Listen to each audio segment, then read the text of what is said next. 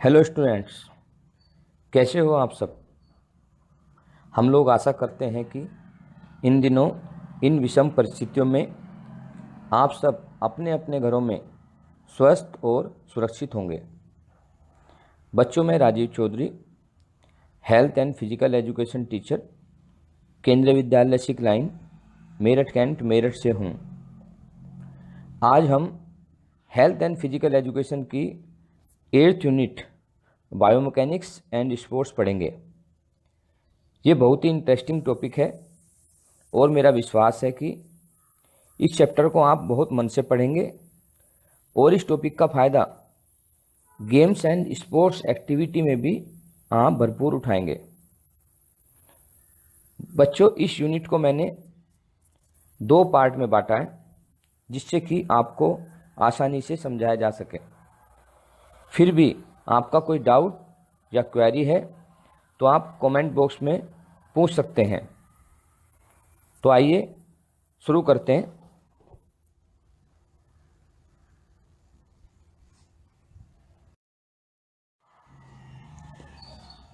आइए स्टूडेंट, सबसे पहले हम ओवरव्यू देख लेते हैं कि हमारे 4 टॉपिक कौन कौन से हैं। Number 1, meaning and importance of biomechanics in sports. Number 2, types of movements, flexion, extension, abduction और adduction. Number 3, Newton's law of motion and their application in sports. Number 4, friction and sports. ये 4 topic हम biomechanics and sports में cover कर रहे हैं। आगे बढ़ते हैं।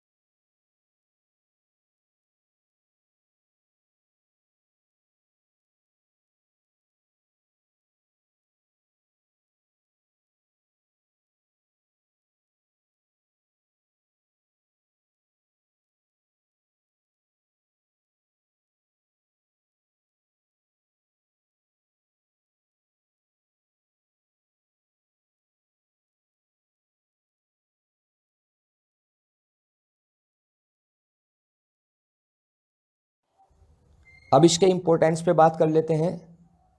Importance of biomechanics of sports. Number 1, to improve technique. ये हमारी टेक्निक को बहुत इम्प्रूव करता है। Number 2, to improve equipment. ये इक्विपमेंट को भी इम्प्रूव करता है। या हम कह सकते हैं कि टेक्निक और इक्विपमेंट का आपस में कोरिलेशन है, क्योंकि बायोमैकेनिक्स हमारी फोर्स को एक साथ लेकर आता है। उसके अकॉर्डिंग ही हम अपने इक्विपमेंट और टेक्निक को रेडी कर सकते हैं, जिससे हम कम से कम फोर्स में ज़्यादा से ज़्यादा वर्क कर सकें। Number 3, facilitate performance in sports. ये हमारी परफॉर्मेंस को बढ़ाने में भी सहायक होता है। नंबर 4 पे है support in prevent injury. Biomechanics की स्टडी करने से हमें चोटों से बचाने में हेल्प मिलती है। Number 5, help in promoting safety. ये सेफ्टी को प्रमोट करने में भी सहायक होता है। Number 6, work in the improvement of training. ये हमारी एफिशिएंसी को बढ़ाता है, जिससे हमें ट्रेनिंग करने में मदद मिलती है। Number 7, facilitate to understand human body. Human body के ऑर्गन, उसके फंक्शन और ह्यूमन बॉडी को समझने के लिए बायोमैकेनिक्स हेल्प करता है। Number 8, improving in teaching and learning process. यह सीखने और सिखाने में भी हमारी मदद करता है। ये बायोमैकेनिक्स के द्वारा ही सीखने और सिखाने में मदद मिलती है, क्योंकि जब तक हम सीखेंगे नहीं तो दूसरे को सिखाएंगे कैसे। आगे बढ़ते हैं।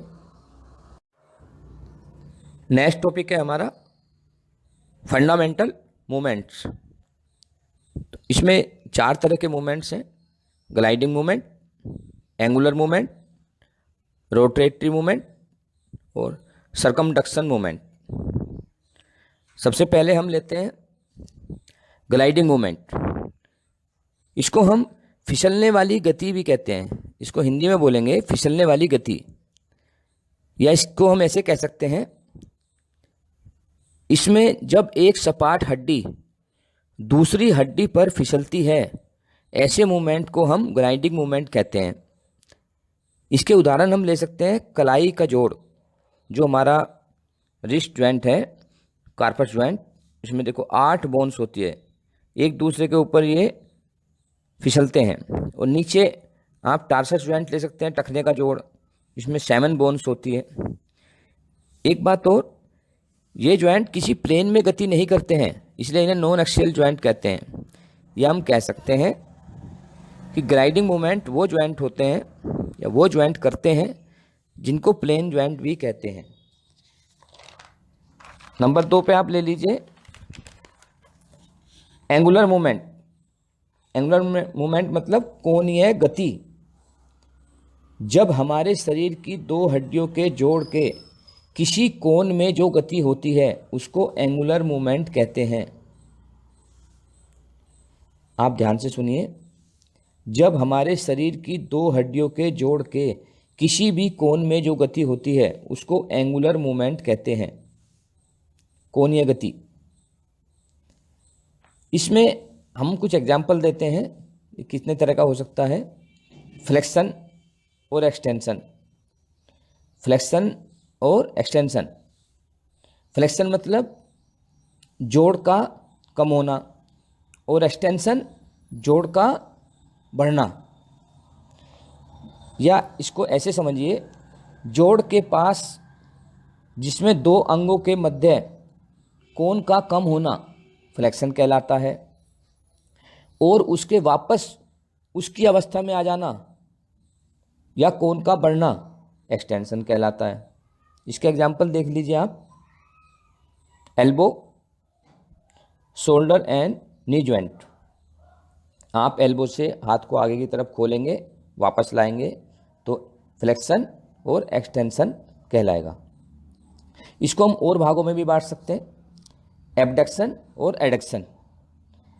एबडक्शन शरीर से दाएं या बाएं, आप सीधे खड़े हैं बिल्कुल, और शरीर से दाएं या बाएं बाहर ले जाना तो अबडक्शन कहलाता है। और शरीर से, अब एडक्शन की बात कीजिए, शरीर से दाएं या बाएं पास ले आना, ये एडक्शन कहलाता है।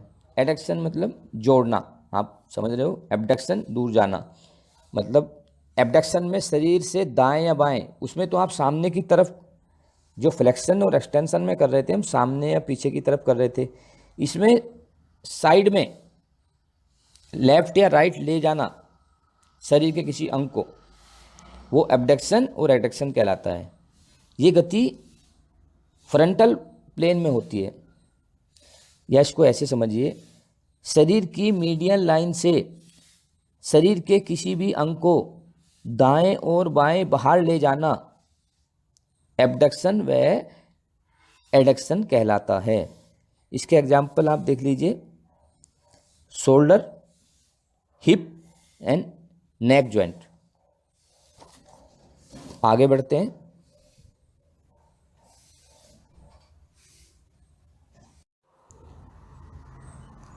अब है rotatory movement. Number 3 rotatory movement, घूर्णीय गति, ये हॉरिजॉन्टल प्लेन में काम करता है। किसी ज्वाइंट पर घूमना रोटेटरी मूवमेंट कहलाता है। इसको हम 5 भागों में बांट सकते हैं। Supination and pronation position, supination and pronation position. इसको ऐसे समझिए, जब कोई इंसान ऐसे सामने की तरफ खड़ा है, अपना हथेली सामने की तरफ करता है, हथेली को सामने की तरफ रखकर ऊपर आसमान की ओर करना सुपाइनेशन, और उसको अगर उल्टा हम जमीन की तरफ कर देते हैं तो प्रोनेशन कहलाता है। एग्जाम्पल, रेडियो और अल्ना, जैसे आप हाथ की हथेली को ऊपर की तरफ कर दो, फिर से नीचे की तरफ कर दो। अगर आपने हथेली को सामने की तरफ रख के आसमान की तरफ खोल दिया तो सुपाइनेशन, और अगर उसको उल्टा कर दिया जमीन की तरफ तो प्रोनेशन। ऐसे ही इसका एक और पार्ट है एलिवेशन और डिप्रेशन। जब हम एलिवेशन और डिप्रेशन, एलिवेशन मतलब उठाना और डिप्रेशन मतलब नीचे करना, जब हम सीधे खड़े होकर अपने कंधों को ऊपर की तरफ उचकाते हैं तो वो एलिवेशन कहलाएगा, और फिर उन्हीं कंधों को नीचे की तरफ लाते हैं तो डिप्रेशन कहलाएगा। यह हमारे शरीर के अंदर सिर्फ शोल्डर ज्वाइंट करते हैं, तो इसका बेस्ट एग्जाम्पल भी शोल्डर ज्वाइंट है। इसका एक और पार्ट ले लीजिए नंबर 3 पर, रिट्रैक्शन एंड प्रोट्रैक्शन। मतलब रिट्रैक्शन मतलब पीछे और प्रोट्रैक्शन मतलब आगे। अब शोल्डर को पहले हमने ऊपर की तरफ और नीचे की तरफ लिया था, अब इसको देखिए, जब हम शोल्डर ज्वाइंट को आगे और पीछे की तरफ ले जाते हैं तो रिट्रैक्शन, और आगे की तरफ लाएंगे तो प्रोट्रैक्शन। शोल्डर को आप खड़े खड़े पीछे की तरफ ले जाओ तो रिट्रैक्शन, और उसको आगे की तरफ ले आओ तो प्रोट्रैक्शन। तो इसका बेस्ट एग्जाम्पल भी शोल्डर ज्वाइंट ही है। आप नंबर 4 पे ले लीजिए इन्वर्जन और एवर्जन। इन्वर्जन मतलब अंदर की तरफ, एवर्जन बाहर की तरफ। जब हम शरीर के किसी भी अंग को अंदर की तरफ मोड़ते हैं तो वो इन्वर्जन कहलाएगा, और बाहर की तरफ मोड़ेंगे तो एवर्जन कहलाएगा। तो इसका बेस्ट एग्जाम्पल है movement of the feet. Number 5 पे लीजिए इनवर्ट व आउटवर्ड रोटेशन। जब हम शरीर के मध्य रेखा की तरफ शरीर के अंगों को घुमाते हैं तो वह इनवर्ट व आउटवर्ड रोटेशन कहलाता है।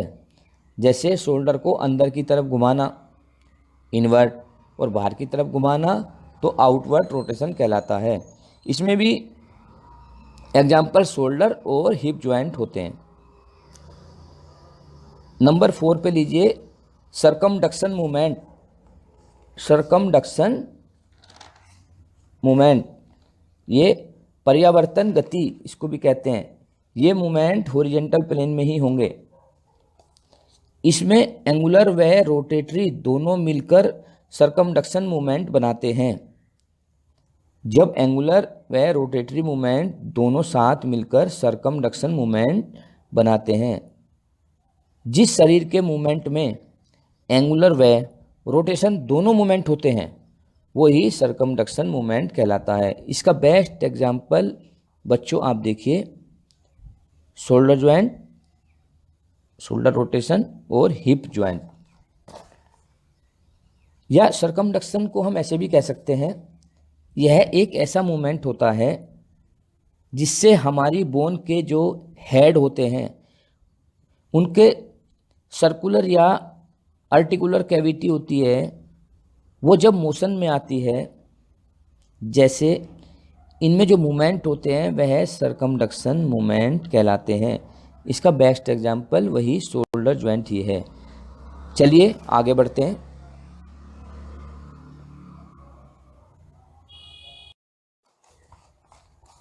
नेक्स्ट टॉपिक लेते हैं, Newton's law of motion and their application in sports.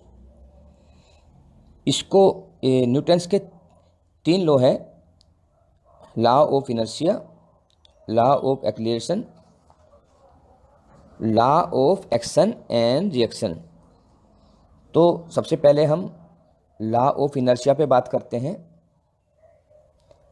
यदि कोई वस्तु विराम की अवस्था में है या एक समान गति की अवस्था में है तो वह तब तक रहती है जब तक उस पर कोई बाह्य बल ना लगाया जाए।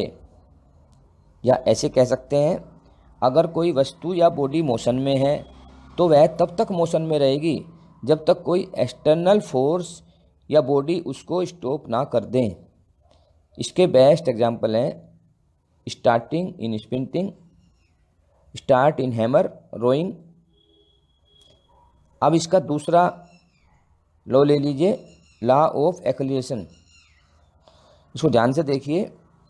जब दो अनइक्वल फोर्स, इसको समझिए, जब दो अनइक्वल फोर्स किसी भी ऑब्जेक्ट पर अप्लाई की जाती है और वो ऑब्जेक्ट इक्वल मास के हैं तो ज़्यादा फोर्स वाला उस इक्वल मास वाले ऑब्जेक्ट को ज़्यादा मूव करेगा। अब इसको दूसरे तरीके से देख लीजिए। अब अगर दो इक्वल फोर्स अप्लाई की जाए किसी भी अनइक्वल या डिफरेंट मास वाले ऑब्जेक्ट पर तो लाइटर मास वाला ज़्यादा मूव करेगा। इसका हम स्पोर्ट्स में एक बेस्ट एग्जांपल ले लेते हैं। जैसे एक हेमर थ्रोवर, दो लोग हेमर थ्रो के लिए तैयार खड़े हैं। एक बहुत स्ट्रोंगर है और एक थोड़ा वीकर है। दोनों साथ में समान वेट वाले, मतलब एक ही वजन वाले हेमर को थ्रो करते हैं।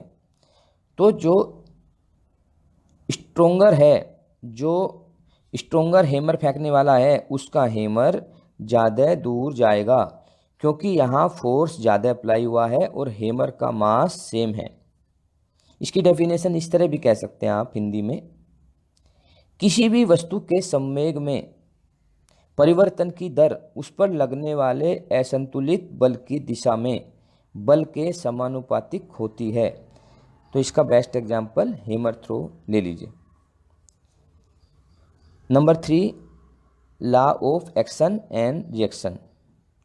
For every action there is an equal and opposite reaction. प्रत्येक क्रिया की हमेशा बराबर तथा विपरीत प्रतिक्रिया होती है।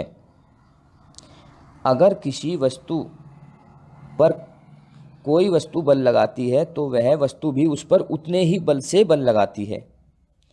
इसका एग्जाम्पल देख लीजिए।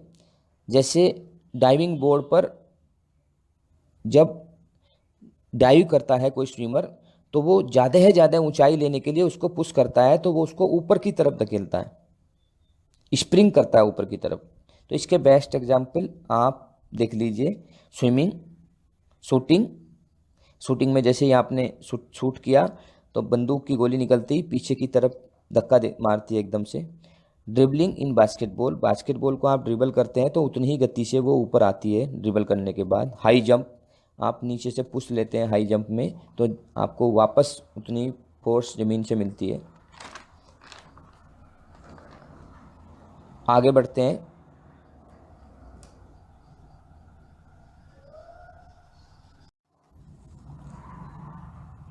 लास्ट टॉपिक कवर करते हैं, फ्रिक्शन एंड स्पोर्ट्स। फ्रिक्शन मतलब घर्षण। घर्षण की शक्ति वह शक्ति होती है जो दो वस्तुओं के स्पर्श या संपर्क की सतहों पर विकसित होती है तथा सापेक्ष गति का विरोध करती है।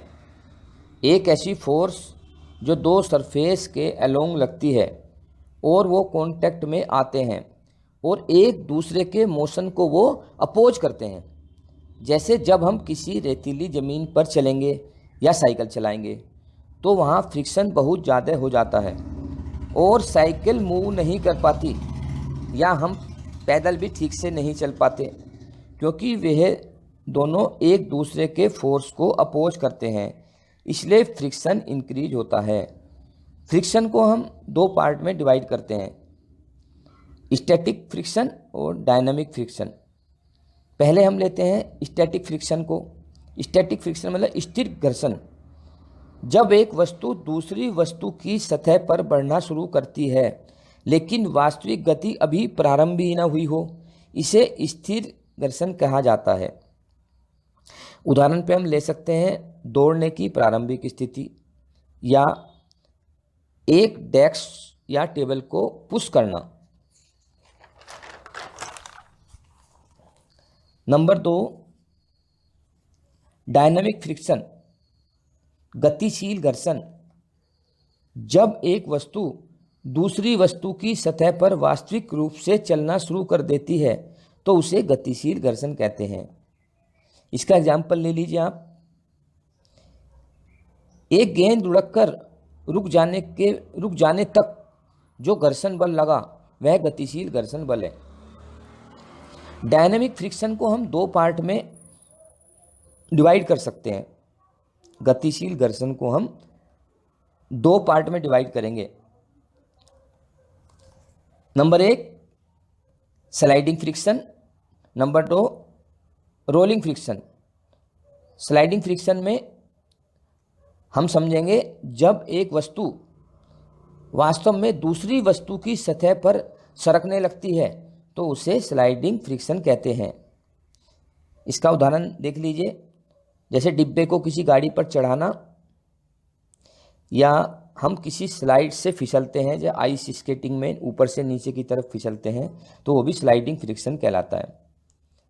Next, rolling friction. जब एक वस्तु दूसरी वस्तु की सतह पर लुढ़कने लगती है तो उसे रोलिंग फ्रिक्शन कहते हैं। इसका उदाहरण समझिए आप, मैदान में बॉल को हिट करने पर लुढ़कती बॉल का रोलिंग फ्रिक्शन के कारण रुक जाना। या इसका एक बेस्ट एग्जांपल और है, roller skate on a road, जब रोड पे रोलर स्केट चलता है।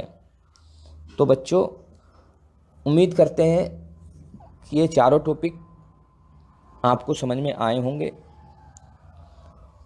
आपको जो भी क्वेरी है आप कमेंट बॉक्स में पूछ सकते हैं। Thank you.